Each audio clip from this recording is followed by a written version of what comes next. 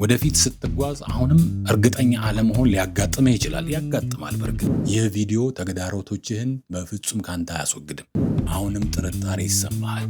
አሁንም አእምሮ ወደ አሮጌ ልምዶቹ መመለስ የሚፈልግባቸው ቅጽበቶች ይኖራል። ያ የተለመደ ነው፣ በሁላችንም ህይወት ውስጥ የሚከሰት።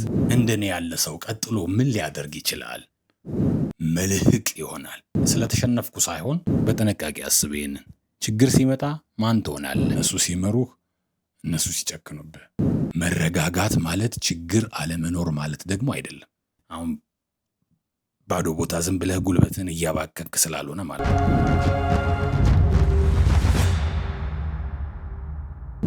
ሰላም። በባለፉት ተከታታይ 7 ችግሩ ላይ ሳይሆን መፍትሄ ላይ ስለማተኮር እየተነጋገርን ነው። ዛሬ ደግሞ 8ኛውን ክፍል ይዘን መጥተናል። አብራችሁን ቆዩ።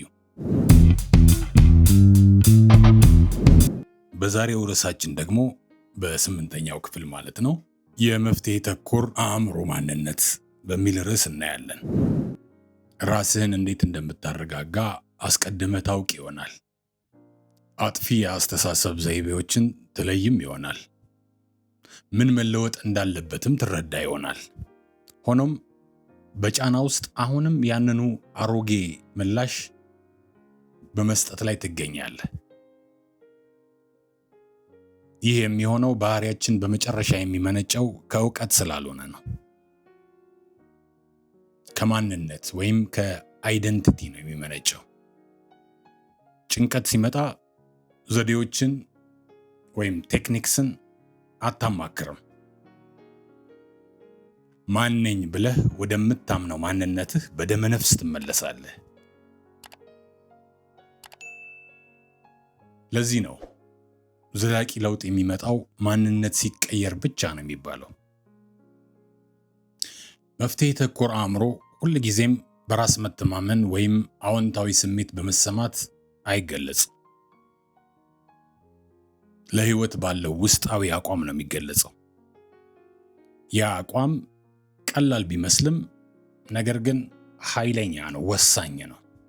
ነገሮችን የምመክት ሃንድል የማደርግ ሰው ነኝ ብለህ ታስባለህ? በትክክል ላይሆን ይችላል። ይህ ማንነት ይህንን መቋቋም መቻል ነበረብኝ አይልም። እወጣዋለሁ ይላል። ልዩነቱ ስውር ግን ጥልቅ ነው። ነበረብኝ ጫና ይፈጥራል። እወጣዋለሁ ግን አቅጣጫን ይፈጥራል። አብዛኛው ሰው ሳያውቀው በባለፈው የአቅም በላይ ስሜት የተቀረጸ ማንነትን ይሸከማል።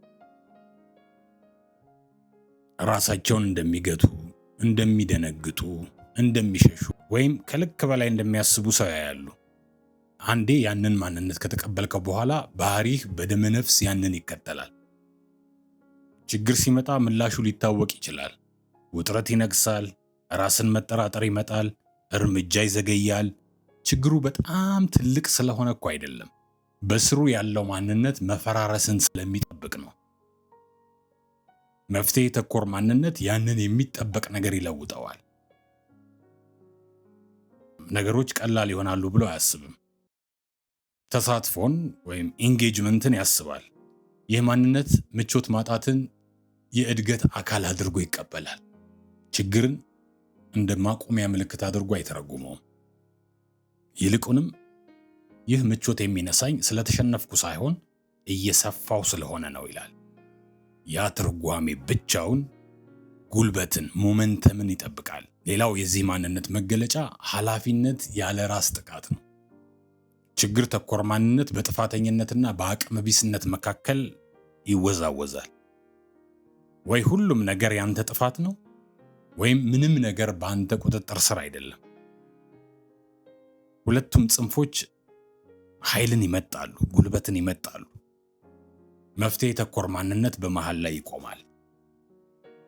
የተከሰተውን ሁሉ እኔ አልመረጥኩትም፣ ነገር ግን ለነሱ የምሰጠውን ምላሽ እመርጣለሁ ይላል። ይህ ኃላፊነት መሬት ያስይዘዋል። የዓለምን ሸክም እየተሸከምክ አይደለም፣ ያንተ የሆነውን ብቻ ነው የምትሸከመው። ያ ግልጽነት ከአቅም በላይ ስሜትን ይቀንሳል። የአቅም በላይ ስሜት የሚመጣው ካልተለየ ቬግ ከሆነ ኃላፊነት ነው። ግልጽነት የሚመጣው ከተለየ ኃላፊነት ነው፣ ከተመረጠ። ይህ ማንነት ስሜታዊ ተሞክሮህን እንደገና ይቀርጻል። ፍርሃት በእርግጥ አሁንም ይከሰታል። ብስጭት አሁንም ይመጣል። ጥርጣሬ አሁንም ብቅ ይላል። ነገር ግን እነዚህ ስሜቶች እንደ ትዕዛዝ አይታዩ፣ እንደ ምልክት ሳይን ነው የሚታዩት። መፍትሄ ተኮር አእምሮ ሳይታዘዝ ያዳምጣል። ስሜትን ዕውቅና ይሰጣል፣ ከዚያም ይጠይቃል። ከማንነቴ ጋር የሚስማማው እርምጃ የትኛው ነው ይላል። ማንነት መልህቅ ይሆናል። ይህ ስሜታዊ ሽክርክሪትን፣ አዙሪትን ይከላከላል። ይህን ስሜት እንዴት ላጥፋው ከማለት ይልቅ እንደኔ ያለ ሰው ቀጥሎ ምን ሊያደርግ ይችላል ብለህ ትጠይቃለህ። ያ ጥያቄ ከጭንቀት ያለፈ ይሆናል። ሌላው የዚህ ማንነት ቁልፍ አካል ትዕግስት ነው። ዝምተኛ ትዕግስት አይደለም፣ ንቁ ትዕግስት፣ አክቲቭ የሆነ ትዕግስት፣ ወዲያውኑ እረፍት ሳትፈልግ አንድ እርምጃ የመውሰድ ትዕግስት፣ ግልጽነት ከእርምጃ በፊት ሳይሆን በእርምጃ ውስጥ እንዲወጣ የመፍቀድ ትዕግስት። ችግር ተኮር ማንነቶች መጀመሪያ እርግጠኝነትን ይፈልጋሉ፣ ዋስትናን ይፈልጋሉ። መፍትሄ ተኮር ማንነቶች እርግጠኛ አለመሆንን የእንቅስቃሴ ዋጋ አድርገው ይቀበላሉ። በራስ መተማመንን አይጠብቁም፣ በማጠናቀቅ ይገነቡታል እንጂ በመስራት። ይህ ማንነት ስህተቶችን የሚያዩበትን መንገድ ይለውጥላቸዋል። ስህተቶች የአቅም ማነስ ማረጋገጫዎች አይደሉም፣ መረጃዎች ግን ናቸው። ምን መስተካከል እንዳለበት የሚጠቁሙ መረጃዎች፣ ምን እንደማይሰራ የሚያሳዩ መረጃዎች። ከዚያ በላይ የለም። ይህ እፍረት ስር እንዳይሰድ ይከላከላል። እፍረት ትኩረትን ወደ ውስጥ ይመልሳል፣ እድገትን ደግሞ ያቆማል። መረጃ ትኩረትን ወደ ውጭ ይመልስና እንቅስቃሴን ይቀጥላል። መፍትሄ ተኮር ማንነት ወደፊት የሚደረግ እንቅስቃሴን በማንኛውም ዋጋ ይጠብቃል። ሙሉ በሙሉ መቆም ካልተሟላ እርምጃ ከመውሰድ በላይ ጎጂ እንደሆነ ይረዳል። ይህ ማንነት በጣም ተግባራዊ ነው። ትግልን እንደ ውበት አያየውም። ችግርን እንደ ድራማ አያቀርበውም። ቀላልና መሬት የረገጡ ጥያቄዎችን ይጠይቃል። አሁን ምንድነው አስፈላጊው? ምን መቆጣጠር እችላለሁ? ቀጣዩ ምክንያታዊ እርምጃዬ ምንድነው? ይላል። እነዚህ ጥያቄዎች በደም ነፍስ ይመጣሉ፣ ምክንያቱም ከማንነትህ ጋር የሚጣጣሙ ናቸው።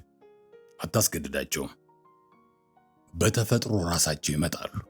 ማንነት አስተሳሰብን ያቃልላል። ማን እንደሆንክ ስታውቅ ውሳኔዎች ቀላል ይሆናሉ። አስፈላጊ የሽግግር ጊዜ በሚታይበት መንገድ ይከሰታል። ችግር ተኮር ማንነት በወደፊት ሁኔታዎች ይደቆሳል። ሁሉንም ነገር በአንዴ ለመፍታት ይሞክራል።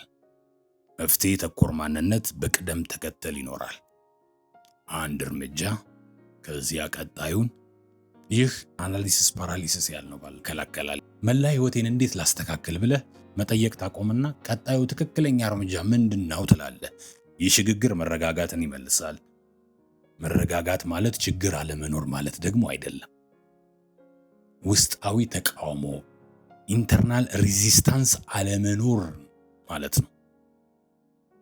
መፍትሄ ተኮር ማንነት ተቃውሞን ይቀንሳል። እውነታውን በስሜት መዋጋት ታቆማለህ። በስልት መስራት ትጀምራለህ። ይህ ማንነት ቀስ በቀስ ነው የሚገነባው። በንግግር አይደለም፣ በማውራት በወሬ አይደለም፣ በተነሳሽነትም አይደለም። ነገር ግን በተደጋጋሚነት፣ በመደጋገም፣ በድግምግሞሽ ምላሽ ወይም ሪአክት ከመስጠት ይልቅ ሪስፖንድ በሰጠህ ቁጥር ማንነትህ ይጠናከራል። ያለ ራስ ትችት ኃላፊነት በወሰድክ ቁጥር፣ እርግጠኛ ሳትሆን እርምጃ በወሰድክ ቁጥር ይጸናል። እነዚህ ቅጽበቶች ትንሽ ሊመስሉ ይችላሉ፣ ነገር ግን ማስረጃዎችን ያከማቻሉ። ማስረጃ ደግሞ ለራስህ ያለህን ምስል ይለውጣል። በጊዜ ሂደት ተግዳሮቶችህን መወጣት ስለምትችልበት ሁኔታ መጠራጠር ታቆማለህ። እንደምትወጣው ታምናለህ። ያ እምነት ሁሉንም ነገር ይለውጣል። ችግሮችን በሌላ መንገድ ትቀበላለህ። ለራስህ በሌላ መንገድ ትናገራለህ፣ በፍጥነትም ታገግማለህ። ሪከቨሪ። በዚህ ማንነት ውስጥ ህይወት ቀላል ይሆናል ማለት ደግሞ አይደለም። አንተ ቋሚ ወይም ስቴብል ትሆናለህ ማለት ነው። ግቡ በሁኔታዎች ላይ ቁጥጥር ማድረግ ሳይሆን ቋሚ መሆን ነው።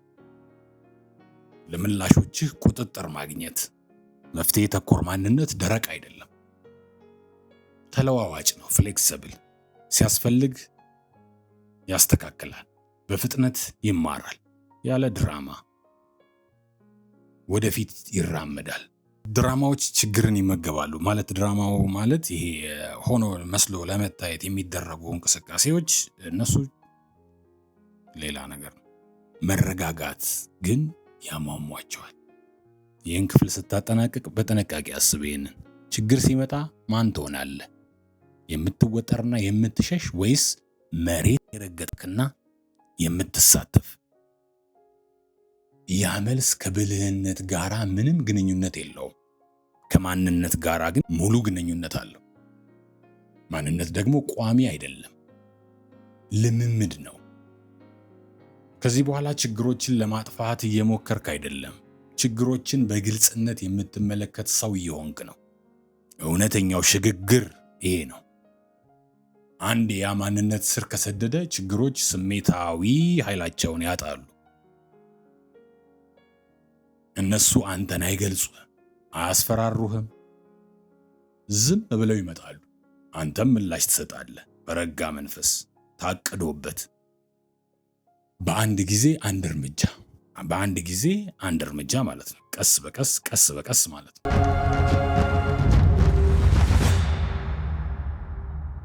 በጣም ጥሩ። 8ኛው ክፍል ይሄንን ይመስላል። 8 ክፍሎችን አይተናል። አሁን ደግሞ እንደ ቦነስ ግልጽነት ወይም ክላሪቲ በሚል ማየታችንን እንቀጥላለን። ግልጽነት በአንድ አግኝተኸው ለዘላለም የምታስቀምጠው ነገር አይደለም። በልምምድ ደጋግመህ የምትመለስበት ሁኔታ ነው። በዚህ ቪዲዮ እንዳየኸው ችግሮች ራሳቸው አይደሉም የሚያዳክሙህ። የሚያዳክምህ ችግር ሲመጣ ትኩረትህ፣ ስሜትህና ማንነትህ ያላቸው ግንኙነት ነው። ትኩረትህ ስህተት በሆነ ነገር ላይ ሲታሰር ስሜት ይነሳል። ስሜት ያለ ቁጥጥር ሲነሳ አስተሳሰብ ይጠባል። አስተሳሰብ ሲጠብ ማንነት ወደ አሮጌው ልማዶች ይንሸራተታል። ያ ውህደት ነው ሰዎችን ባሉበት እንዲቀሩ የሚያደርጋቸው። ነገር ግን ይህ ውህደት ሊቋረጥ እንደሚችል አይተሃል። በእነዚህ 8 ክፍሎች ችግሮች ጠላት ሳይሆኑ ምልክቶች እንደሆኑ ተምረሃል። አእምሮ በችግሮች ላይ የሚጣበቀው በጥበብ ሳይሆን በልማድ እንደሆነም አይተናል። አብዛኛው ስቃይ እውነታዎች ላይ ከተደረደሩ ወሬዎች እንደሚመጣ፣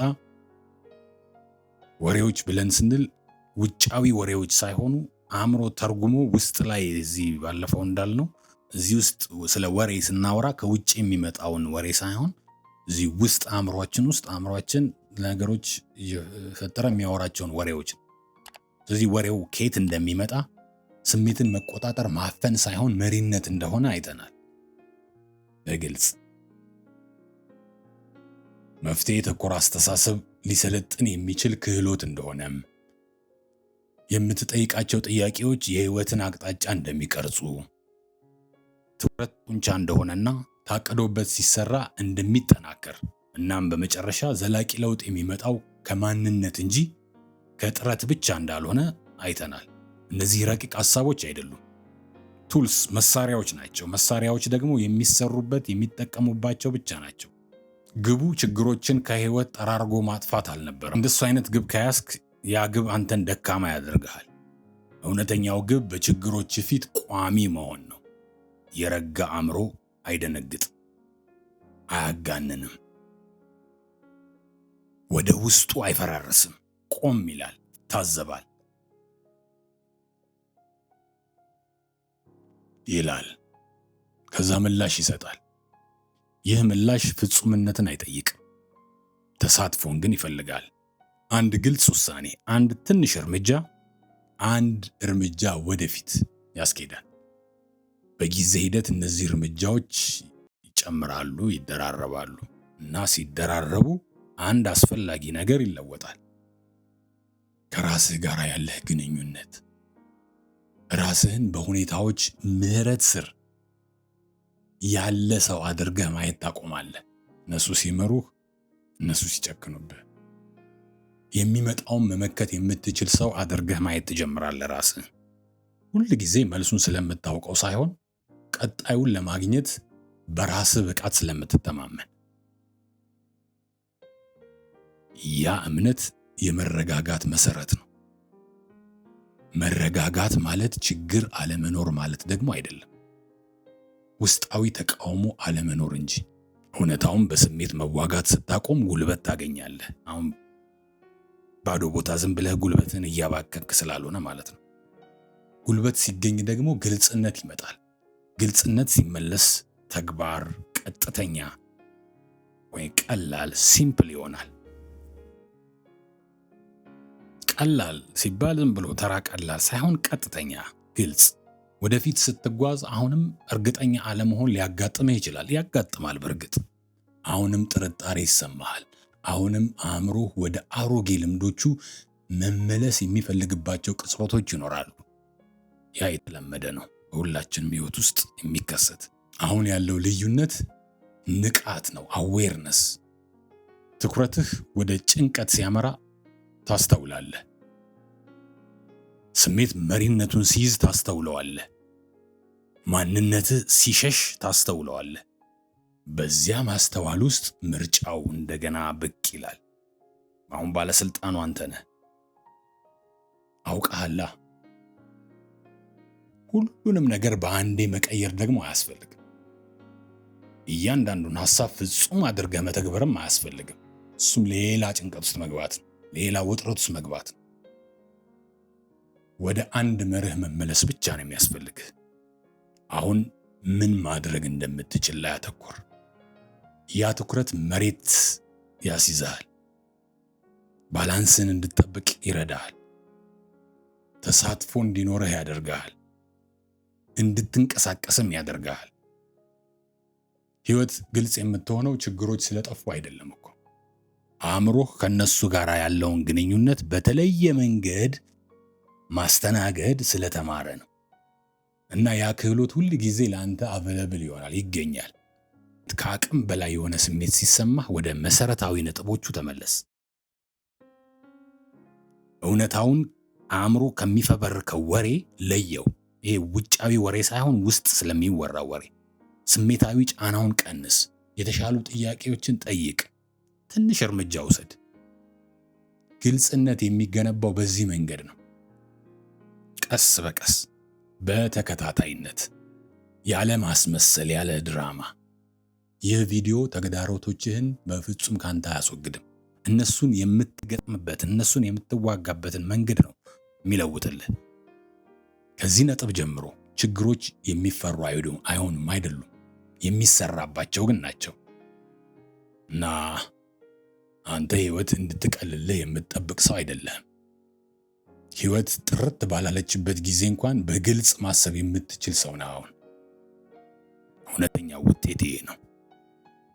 እና ይህ ካበቃ በኋላም ለረጅም ጊዜ ይዘው የምትጓዘው ነገር ነው። ከዚህ ቪዲዮ በኋላም፣ ከዚህ ሐሳብ በኋላ አሪፍ ቪዲዮ ነበረ፣ በጣም አሪፍ ተናግሮታል፣ በጣም አሪፍ የህይወት ልምድ ነው ምናምን ብለህ ዘግተህ ወደ ሌላ ተመልሰህ ወደዛው ወደ ድሮ ልምድ፣ ወደ ጭንቀትህ፣ ወደ ማይገባው ሐሳብ የምትመለስበት መሆን የለበትም። የሁል ጊዜም የዕለት ተዕለት ተግባርህ ልታደርገው ይገባሃል ለማለት ነው። ይህንን ይመስላል። ዛሬ 8ኛውን ክፍል አይተናል። በጠቅላላው 7 ክፍሎችን በተከታታይ አይተናል።